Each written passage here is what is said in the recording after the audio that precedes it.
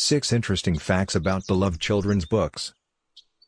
Margaret Wise Brown's beloved children's book, Goodnight Moon, initially struggled to find an audience, selling only 6,000 copies upon its release in 1947. And Carroll Moore, a prominent figure in children's literature, had reservations about the book, which may have hindered his early career success. However, over time, the book gained popularity through word of mouth, eventually becoming a timeless classic. It is worth noting that it joined the New York Public Library's collection in 1972, albeit with a significant delay. Beatrix Potter, 27, wrote an 8-page letter filled with the adventures of Peter Rabbit and his siblings to cheer up a sick child. Although it was not initially intended for publication, the overwhelmingly positive response prompted Potter to submit it to publishers. After facing several rejections, she independently published The Tale of Peter Rabbit in 1901. The novel became a huge success after a major publisher picked it up. The Little Engine That Could is a classic children's story of unclear origin.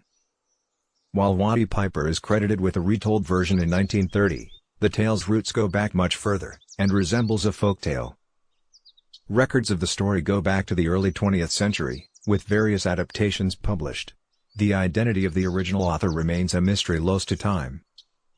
Maurice Sendak's famous book, Where the Wild Things Are, initially had a different title, Where the Wild Things Are. Sendak's struggles with drawing horses led to a change. Instead, he drew inspiration from his eccentric family members to create the Wild Things characters. These relatives, with their characteristics, became the basis for the beloved creatures in the book. A Snowy Day by Ezra Jack Keats broke new ground in children's literature when it was published in 1962.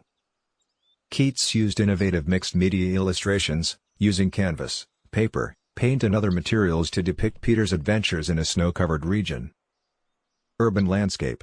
This unique approach earned Keats a Caldecott Medal and set a precedent for diverse representation in children's books. Theodore Geisel, better known as Dr. Seuss, moved from wordy titles like And I Think I Saw It on Mulberry Street to concise, engaging books for young readers. For The Cat in the Hat, Geisel was limited to a vocabulary list of 225 words, which included the rhyming words cat and hat. Later, he took up the challenge of creating a book using only 50 words, which led to his famous Green Eggs and Ham.